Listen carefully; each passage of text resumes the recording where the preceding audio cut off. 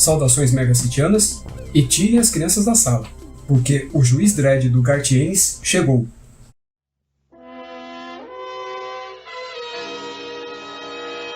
Os anos 70 representaram um grande boom do mercado editorial de revistas no formato magazine que abrigavam um mix com a temática ficção científica, gênero bastante popular na década, na qual nasceram grandes franquias que perduram até hoje. Dessas publicações, a gente pode citar a emblemática Metal Hurlant, que vai dar origem a todas as variações europeias e estadunidenses, como a igualmente emblemática Heavy Metal, 2000 AD, Star-Lord, Warrior, Tiger, entre outras. E esse boom não ficou apenas nos Estados Unidos e Europa não. Praticamente todo lugar do mundo tinha uma publicação com essa temática para chamar de sua. E como todo boom, que na verdade é um grande modismo de uma época, poucos títulos perduram e muitos ficam no meio do caminho. E por incrível que pareça, a Metal Hurlant, que é considerada a primeira, e a Heavy Metal, que é tida como a variante americana dessa, elas não existem mais. O retorno delas foi ensaiado algumas vezes, tanto em formato físico quanto digital, mas não foi algo que justificou a publicação, pelo menos de forma continuada. Já a 2000 AD não. Desde 1977, ano de sua criação, ela perdura até hoje. Apesar do nome e nós tratarmos esse título 2000 AD como sendo uma editora, esse é o nome de uma revista que já teve como casa inúmeras editoras. E desde o começo dos anos 2000, a casa dela é a Rebellion. Algo que também é muito natural dentro desse mercado é o fato de que sempre que uma editora ou um título importante ou marcante em uma determinada época morre, eles acabam, de alguma forma, sendo adotados ou incorporados por outras editoras ou revistas do universo mesmo. Algo que a gente considera bastante comum dentro dos universos Marvel e DC também aconteceu e acontece até hoje com esses universos alternativos, que eu gosto sempre de frisar que sempre foram quadrinhos adultos e não infantos juvenis. Essas revistas e editoras europeias e britânicas também chegaram a incorporar outras revistas ou apenas personagens oriundos de revistas e editoras diferentes. O Strontium Dog é um deles. Não sei como ele será traduzido aqui no Brasil. Ele foi trazido de uma revista concorrente à 2000 AD, a Star-Lord, um material criado em 78 e que chegou a ser até mais popular que a 2000 AD e que fazia questão de frisar um selo mais adulto dentro das suas publicações. Mas, na verdade, muitos críticos da época diziam que ela só plagiava e imitava o que as outras concorrentes, como a 2000 AD, já faziam na época. Inclusive, até a presença de um editor ficcional que era quem narrava todas as histórias dentro daquele mix.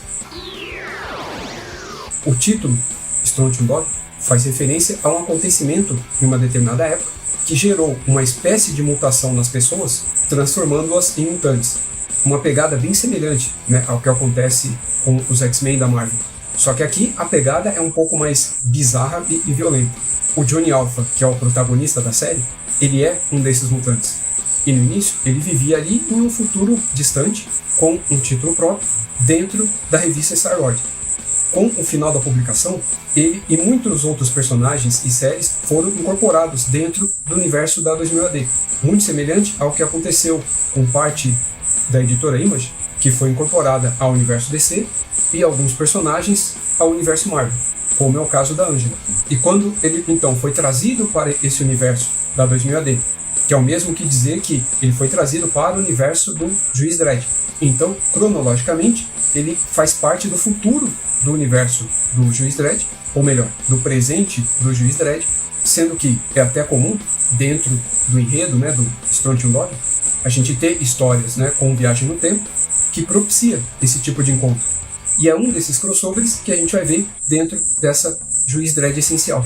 E como se já não bastasse tudo isso, essa história ela foi escrita pelo Garth Ennis e desenhada por vários artistas. Entre eles, a gente tem a presença do Carlos Ezquerra, que é o criador gráfico do Dredd. Mas isso não foi por acaso, porque tanto John Wagner quanto o Ezquerra, que foram os criadores do Juiz Dredd, eles também escreveram e desenharam para a Star-Lord as histórias do personagem Johnny Alpha. Então, a gente pode dizer que está todo mundo aqui em casa. Inclusive o Garth Ennis, que assim como muitos dos grandes nomes da indústria americana, ele também passou pela 2000 AD. Então é isso que você vai encontrar nessa publicação. Um crossover entre os dois personagens, de linhas temporais distintas, mas que estão em busca de um inimigo em comum. E ambos personagens tiveram a mesma equipe criativa em sua origem. Essa linha editorial do Dredd, a essencial, no caso dessa, que é a número 5, está entre as melhores publicações da Mythos da atualidade.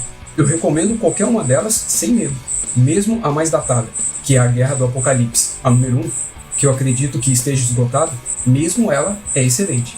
Ah, também não posso esquecer do Ômnibus, né, do Juiz Dredd, que na verdade ele tem esse nome de Ômnibus só aqui, porque lá no Reino Unido ele é chamado apenas de Case Files, cuja função é publicar de forma compilada tudo que saiu na revista do Juiz Dredd em ordem cronológica, diferente da Essencial, que tem a função de republicar arcos completos, mas sem precisar ficar preso a amarras temporais. E você, tá fazendo esse material? Já leu alguma Essencial? Comenta aqui pra mim. Interessou-se por essa escrita pelo Garth Ennis? Saiba que tudo que você já viu ele fazendo ali com o Justiceiro e outros personagens, ele também fez com o Juiz Dredd. Então foi isso. Um grande abraço e até o próximo vídeo.